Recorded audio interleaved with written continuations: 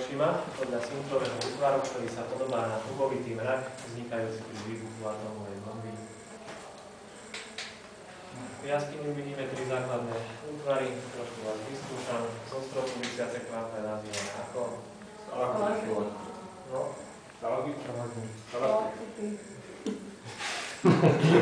Ale nejdeme ďalej. Jaký stalaktit? Stalaktit, keď kvapka voda robí tit, tak si to ľahko zapamätáte. Stalaktit, zo spodu rastúce. Mit. Spojený? Dobre.